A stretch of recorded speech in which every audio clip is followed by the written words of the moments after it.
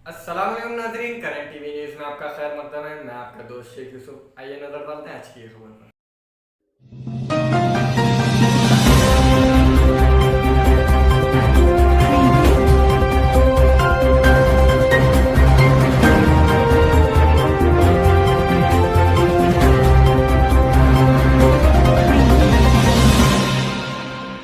Sir, Amit Shah ने कहा है कि 2024 में बीजेपी तेलंगाना में सरकार बनाएगी और ऑफिशियली लिबरेशन डे मनाएंगे। तो आप उस पर क्या कहना चाहते हैं? क्या बीजेपी यहाँ पे सरकार बना सकती है? देखिए, जीएचएमसी इलेक्शन में बीजेपी कुछ नहीं कर पाई, थोड़े सीटों में इजाफा हो गया। सुनिए सुनिए सुनिए ना, सुनिए। कोविड की दूसरी वेव आई नरेंद्र मोदी सरकार की गलतियों की वजह से। जब कोविड की सेकेंड वेव में पूरा तेलंगाना और हैदराबाद फंसा हुआ था, ये कहीं पर नज़र नहीं आए बीजेपी वाले। हाँ, तीसरी बात ये है कि एमएलसी का इलेक्शन हुआ, उसमें बीजेपी बुरी तरह हार गई। सिटिंग उनका कैंडिडेट था, बीजेपी हार गई। फिर एक असेंबली इलेक्शन हुआ, नागार्जुना सागर में डिपॉजिट चली गई। अब ये कौन सी दुनिया की बात कर रहे हैं? लड़िए, इलेक्शन लड़ना आपका डेमोक्रेटिक राइट है, हर पार्टी को लड़ना चाहिए और जनता जवाब देगी, तेलंगाना की आवाम जवाब देगी इंशाअल्लाह ताला उसको। देखिए, जीएचएमसी में ये बीजेपी की विक्ट्री, एक पायरिक विक्ट्री बोलते हैं अंग्रेजी में उसको, पायरिक विक्ट्री वो थी वो। रेन बाजार पीएस लिमिट में एक छोटी बच्ची जो 1 या 2 दिन की है, उसे फर्स्ट फ्लोर से फेंका गया। पुलिस ने उस बच्ची को नीलोफर हॉस्पिटल शिफ्ट कर दिया और तहकीकात का आगाज शुरू कर दिया। मैं दुकान खोल के साफ करके हम बाहर बैठे हुए, सरकार की ऐसी बातें करते हुए बैठे, धन बोल के आवाज़ आया ऊपर से, टीन के ऊपर से। देखो तो क्या आवाज़ सुनो, क्या मामला क्या समझो, बिल्ली कूदी समझे हम लोग। तो देखो तो क्या है, ऊपर से रोना आवाज़ आई। मतलब क्या बात है, बस देखो तो क्या बच्ची है। कितना का बच्चा? वो मैं घंटे आधा घंटा पैदा होंगे, आधा घंटे से। तो इधर किसका है वो किसका की नहीं मालूम। ऊपर से वो एक औरत आई थी, उन्होंने बोल रही थी, उन्होंने सरकार लेने को आया वो औरत, उन्होंने बोल रही थी नहीं। पीएस लिमिट में एक मासूम 2 साला बच्चे का कत्ल कर दिया गया। जी हाँ, जल्लाद बाप ने अपने ही 2 साला मासूम बच्चे का गला काट कर कत्ल कर दिया। लंगरौस पुलिस मुकामी हादसे पहुंचकर एक केस दर्ज करते हुए तहकीकात का आगाज शुरू कर दिया। बच्चे के घर वालों का गम में आलम में मीडिया से बात करते हुए इंसाफ की मांग की। आइए देखते हैं। मलाई करे तो तरकारी लाया, सूप लाया, अच्छा रखा। बच्चा उठा तो वॉशरूम कर लेते उन्होंने ऐसे, तो वॉशरूम कर लिया तो मैं दूसरे कपड़े भी नहीं पहना के दी, तो उनको देख के बहुत रोता था। वो ले आ रोया, यहीं टहल गली में टहल के आखिर में ऊपर ही लेके गए उसको। आज पकड़ के ले गया, नहीं गोद में उठा लेके गए, तो आप उठा लेके जाके रहते ना ऊपर ही खेलता उन्हें उसके साथ, उधर खेल लेते रहता है, सो जाते ना हमेशा बोल के। पता चुप बैठी गए तक मैं बोली क्या आवाज, फिर उतरे नीचे, पहली बच्चा कहाँ है जी, बोले तो है ऊपर खेल रहा बोल के। फिर भागा उन्हें डबल बार, भाग के जाके काट दिया शायद, मेरे को नहीं मालूम। काट के फिर जल्दी जल्दी चप्पल कच्ची दिखी, मेरे को हाथ कच्चा दिखा, तो मैं लिया आईने वो वजू करके उतरा, मेरा बच्चा पानी में गया। मैं देखने गई पानी में, हम्मा में नहीं दिखा, तो दैलान में देखी तो घर काट के अलग रख दिया फिर मैं हमारी सास को चीटे तक लगा, जाके देखे तक सारा लगता। ऐसा कितने बजे हुआ हमारे? ये 5 साढ़े 5 के करीब जो अभी पुलिस आई थी, शिकायत करे आप लोग, पुलिस में कंप्लेंट करे? हाँ करे, आए थे ना पुलिस वाले, आए साहब आके ले। चननगुट्टा पीएस लिमिट में शौकन के साथ मिलकर पहली बीवी पर शौहर ने किया हमला। मेरा नाम अर्शा बेगम है। मैं चंदनगुट्टे के पास रहती हूँ। मेरे हस्बैंड का नाम मसूद असेरी है। मसूद असेरी जो है ना, पीते ड्रिंक करते, मारते, लड़ाई झगड़ा करते हैं। मेरी शादी जो है ना 2012 में हुई थी, 8 अप्रैल को। उसके कई साल के बाद में उन्होंने दूसरी शादी कर लिए, मेरे मदर के घर पे भेज दिए थे। फिर जो है ना, वो वाइफ से भी लड़े झगड़ा करके कोर्ट में केस चल रहा, आ जाओ अच्छा लग रहा तो बोल के बुलाए। बुलाने के बाद में जो है ना, फिर मेरे साथ लड़ाई झगड़े कर रहे हैं। कल रात में मारे, मेरे को हर थोड़े दिन को मारते, हर थोड़े दिन को जो है ना लड़ाई झगड़ा करते। कल रात में बहुत ज़्यादा मारे और उनकी सेकंड वाइफ को भी बुला के मारे, यास्मीन बेगम को, और उनकी साली शाहीन बेगम को भी बुला के मारे। मसूद असेरी, यास्मीन और शाहीन बेगम तीनों मिलके मारे मेरे को। मेरे 8 अप्रैल 2012 में हुई मेरी शादी। मेरे को 2 लड़कियां हैं और मैं प्रेग्नेंट हूँ। मेरे को डिलीवरी का डेट दिए थे कल की। कल रात गणेश विसर्जन के चलते हैदराबाद में काफ़ी पुलिस का बंदोबस्त देखा गया। विसर्जन का आखिरी दिन है और इसमें 900 के करीब मूर्तियाँ टैंकबंड की तरह जा रहे हैं इमर्शन के लिए, और कल भी 500 है लगभग। और इस पूरी इवेंट के लिए तैयारी हो गई पुलिस की तरफ से, बाहर से भी फोर्सेस आ गए, उनको भी पूरी तरह से तैनात किया गया। और आज एक फ्लैग मार्च लगाए पंचमहल कमान से नागुल चिंता तक, लेकिन लोगों में भरोसा है कि पूरी तैयारी पे है police. Thank you.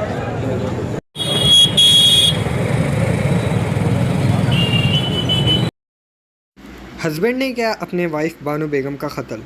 मलरदपल्ली PS limit में ये वाक़या पेश आया। बानो बेगम के शौहर ने बानो बेगम का कत्ल 12 सितंबर को ही कर दिया और लाश को एक घर में छोड़ दिया। लाश 16 सितंबर को मिली। पुलिस ने एक केस दर्ज करते हुए तहकीकात का आगाज़ शुरू कर दिया।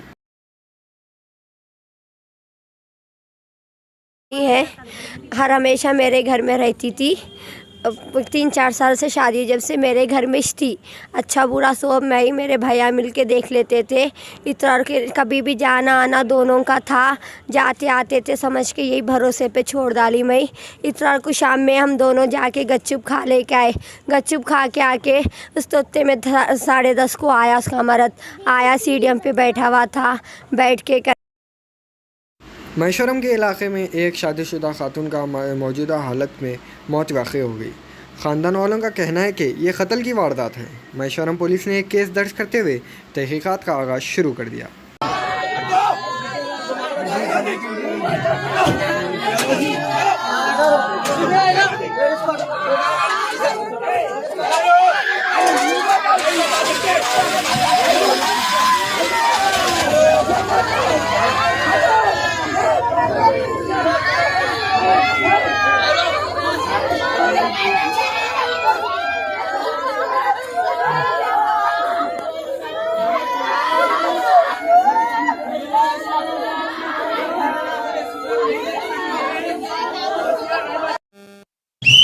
మహేశ్వరం మండలంలోని ఘాట్పల్లి అనే గ్రామంలో గౌస్ అనే ఒక వ్యక్తి తన భార్య మరియు పిల్లలతో కలిసి నివాసం ఉంటున్నాడు. అతను కూలీ పని చేసుకొని జీవిస్తున్నాడు. అట్లాగే అతని భార్య కూడా అప్పుడప్పుడు కూలీ పనికి వెళ్తుంది. ఎప్పట్లాగానే ఈరోజు గౌస్ ఉదయం కూలీ పనికి వెళ్ళాడు. వాళ్ళ ఇద్దరు మగపిల్లలు కూడా ఉదయం స్కూల్కి వెళ్ళిపోయారు. స్కూల్కి వెళ్ళిన అఫ్రోజ్ అనే చిన్న కొడుకు తిరిగి సాయంత్రం సుమారు 4 గంటల సమయంలో ఇంటికి తిరిగి వచ్చి చూసగా అక్కడ మెయిన్ డోర్ తలుపు కొంచెం దగ్గరేస్తుంది. లోపలికి వెళ్ళి చూసేసరికి వాళ్ళ మదర్ కింద నేలపై పడుకొని ఉంది. ఆమెకి గొంతుకి ఒక వస్త్రంతో, ఒక చున్నీ లాంటి దాంతో చుట్టుకొని ఉంది. నాలుక బయటకు వచ్చింది. తర్వాత హెడ్కి కూడా ఇంజూరీ అయినట్టుగా ఉంది, రక్తగాయంతో ఉంది. ఈ విషయం వెంటనే తన పక్కన ఉన్న చిన్నమ్మ వాళ్ళకి చెప్పి వాళ్ళు ఫాదర్కి గౌస్ చనిపోయిన మహిళ యొక్క భర్తకి ఫోన్ చేస్తే అతను తిరిగి రావడం జరిగింది. మాకు వచ్చిన ఇన్ఫర్మేషన్ తర్వాత మేము ఇక్కడికి స్పాట్కి విజిట్ చేయడం జరిగింది. ఈ మహిళ ఆసియా బేగం ఇంట్లో ఉన్న సమయంలో ఎవరో గుర్తు తెలియని వ్యక్తులు గొంతు పిసికి చంపినట్టుగా కనబడుతుంది. ప్రాథమికంగా ఈ సమాచారం తీసుకున్న తర్వాత మేము క్రూజ్ టీమ్ని డాగ్ స్క్వాడ్ను పిలిపించడం జరిగింది. పూర్తి వివరాలు ఇంకా తెలియాల్సి ఉంది. ప్రస్తుతానికైతే ఈ సంఘటన ఎందుకు జరిగింది, ఎవరు చేశారనే విషయం మీద ఇంకా క్లారిటీ రాలేదు. భర్త పైన ఎలాంటి అనుమానాలు ఉన్నాయి సార్? ఏమన్నా భర్త పైన కూడా? భర్త ఉదయము 9 గంటలకు 8 గంటలకి ఇంట్లోంచి వెళ్ళాడు. ఆయన ఆమన్గల్ దగ్గర ఒక గ్రామంలో ఈ గ్రామంలో ఉన్న మరొక 8 మంది లేబర్తో కలిపి అక్కడికి పని కోసం వెళ్ళినట్టుగా తెలుస్తుంది. అంటే ఉదయమే పిల్లలతో పాటుగా పిల్లలు స్కూల్కి వెళ్ళారు, భర్త కూడా పనికి వెళ్ళినట్టుగా తెలుస్తుంది. ఇప్పుడున్న సమాచారం మట్టుకైతే ఇంకా భర్త మీద సరైన ఆరోపణలు అయితే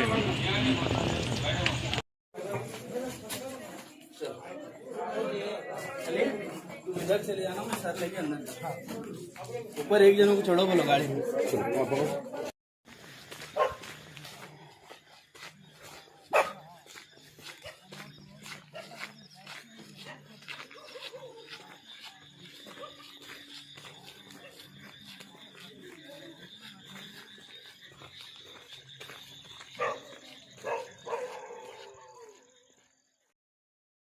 Hyderabad city police commissioner Shri Anjani Kumar साहब ने गणेश के बंदोबस्त का प्लान बताया। तैयारी हो चुकी है। जैसा कि आप लोग जानते हैं, हर साल हैदराबाद पुलिस की तरफ से ये गणेश निमज्जनम एक बंदोबस्त के कैलेंडर का सबसे इम्पोर्टेंट इवेंट माना जाता है। पिछले साल कोरोना के कारण हर फेस्टिवल का सेलिब्रेशन एक छोटे से लेवल पे हुआ। इस बार लगभग 21,000 पुलिस ऑफिसर्स का डिप्लॉयमेंट हुआ है, जिसमें हमारे सीनियर ऑफिसर्स बाहर से भी आए हैं और तेलंगाना स्टेट स्पेशल पुलिस के तरफ से भी फोर्स का डिप्लॉयमेंट हुआ है। जो इम्पोर्टेंट इमर्शन पॉइंट है, हुसैन सागर के अलावा राजन्ना पौली, मीर आलम टैंक, एरकुंटा, शेखपेट, सरूर नगर टैंक, सफीलपुरा टैंक, हसमत पेट। जैसा कि आप लोग जानते हैं, हम लोग जो मेन रूट है बालापुर से हुसैन सागर, इस रूट को छोटे छोटे सेक्टर में डिवाइड करके east zone, west zone, central zone, south zone सभी के ऑफिसर्स को डिप्लॉयमेंट दिया गया है और हमारे जितने भी सीनियर ऑफिसर्स हैं वो भी हैंड होल्डिंग के लिए अलग अलग एरिया में डिप्लॉयमेंट के लिए उसका सुपरविजन करेंगे। हम लोग उम्मीद करते हैं कि जियो टैगिंग और बार कोडिंग से बहुत मदद मिलेगी। इसमें हमारे आईटी सेल की तरफ से बहुत काम हुआ है और सबसे यही कोशिश है कि ये निमज्जनम प्रोसेस जल्दी से जल्दी शुरू करें, क्योंकि मंडे को पितृपक्ष है और पितृपक्ष को लोग शुभ नहीं मानते हैं निमज्जनम के लिए। इसीलिए कोशिश करें कि संडे के रात तक पूरे निमज्जनम प्रोसेस को कंप्लीट कर दें। Thank you so much.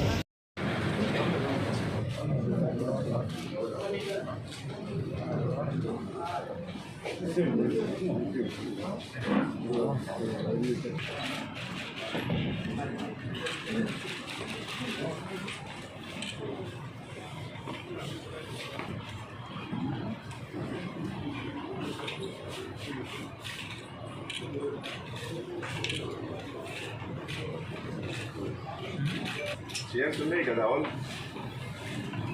Come ओवरमैन chair तो नहीं కదా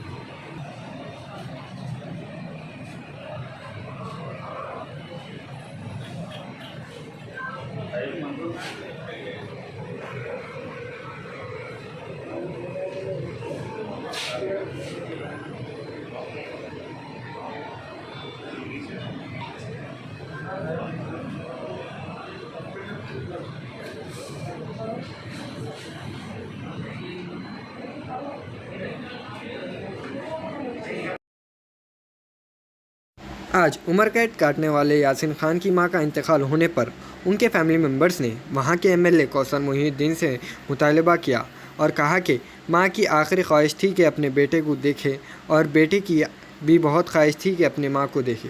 टलीचगी के एमएलए कौसर मोहिउद्दीन ने हैदराबाद एमपी जनाब बैरिस्टर असदुद्दीन अवैसी साहब से बात की और यासीन खान को एक दिन के लिए रिहा करवाया।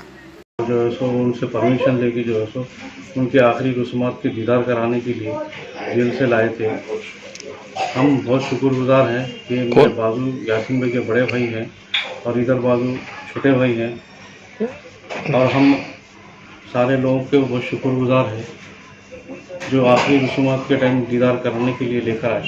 कौन करे थे कार्रवाई, कौन करे हैं कार्रवाई? जो सो रफत भाई और मोहम्मद भाई और कौसर मोहिउद्दीन साहब एमएलए साहब और असद साहब की निगरानी में ये कार्रवाई हुई। कितनी देर में कार्रवाई करे हैं लोग? कार्रवाई सिर्फ 3 घंटे में हुई।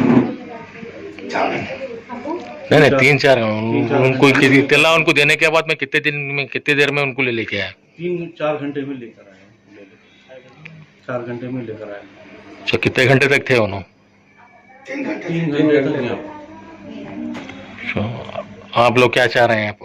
अब आखिरी अब उनको रिहा कराने के लिए मदद चाह रहे हैं और उनकी सेहत में भी बहुत सारे तब्दीलियां हो गए, चलने से परेशान हैं और बीमारी कम नहीं हो रही। उनको जल्द से जल्द रिहा करे, सर का कुछ बंदोबस्त कराए तो आप लोगों की मेहरबानी होगी। असद साहब की, कौसर मोइनुद्दीन साहब की और हमारे बस्ती के लीडर साहब की और आप सबकी दुआओं से अगर हो गया तो जल्द से जल्द रिहा हो गया तो बस। हम जो है कौसर मोइनुद्दीन साहब के और असद साहब के बेहद मशहूर हैं कि जिनकी बड़ी जुस्तजू से, जिनकी काविशों की वजह से बहुत ही जल्द से जल्द जो है कोशिश करके जो है हमारी बस्ती के यासीन भाई को जो ला कर उमर कैद जेल हो गए जी उनकी वालदा का आखिरी दीदार कराए। हम बहुत ही मशहूर हैं उनके। रहमतुल्लाहि बरकातहू। कौसर मोइनुद्दीन साहब के हम एहसानमंद है जो हमारी बस्ती में एक यासीन भाई बोल के यासीन खान, उनकी वालदा का इंतकाल हो गया था, उन्होंने लाइफ जेल हो गई उनको। लीडर के आखिरी दीदार के लिए बहुत बड़ा रोल था उनका। हमारी बस्ती के लीडर हमद भाई भी थे उसमें, उनका भी एहसान है। कौसर मोइनुद्दीन साहब का बहुत बहुत शुक्रिया है। हमारे MP असद साहब का भी एहसान है, उनका भी बहुत बड़ा रोल है उसमें। जी हाँ, उनका दीदार हो गया, उन्होंने अपनी वालदा का आखिरी दीदार कर लिया उन्होंने। जी शुक्रिया। वालेकुम। हमारे यासीन भाई साहब जेल में है। यहाँ के बस्ती के जो लीडर अहमद साहब है, रफत साहब है, कौसर मोइनुद्दीन साहब बहुत कोशिश करे और MP असद साहब बहुत कोशिश करे। मैं उनका शुक्रिया अदा करता हूँ। आप क्या होना यासीन साहब के? मैं यासीन भाई का भाई हूँ। बड़े भाई है छोटे भाई? छोटा भाई हूँ जी। मैं वालदा आपके वालदा कब हुआ था इंतकाल? इतवार के दिन शाम में। तो अब यासीन साहब को कब लेके आए थे? पीर के दिन सुबह लेके आए हूँ 3 बजे के टाइम कार्रवाई करके। कार्रवाई असद साहब कौसर मोइनुद्दीन साहब ना मिलके करके उनको लेके आए? जी हो, कौसर साहब, रफत साहब और बस्ती के लीडर और हैं मोहम्मद साहब और MP साहब का मैं शुक्रिया अदा करता हूँ। बहुत जू से जू करे आप लेके आ गया, वालदा का दीदार कराए। मैं आपको सलाम करता हूँ। First step tower Jalpali main road पर G+6, जहां पर आपको 24 घंटे पानी की सहूलत है, फ्री वाईफाई 3 साल के लिए और लिफ्ट की भी सहूलत दी गई है। बुकिंग करने के लिए कांटेक्ट करें 9063 570 926।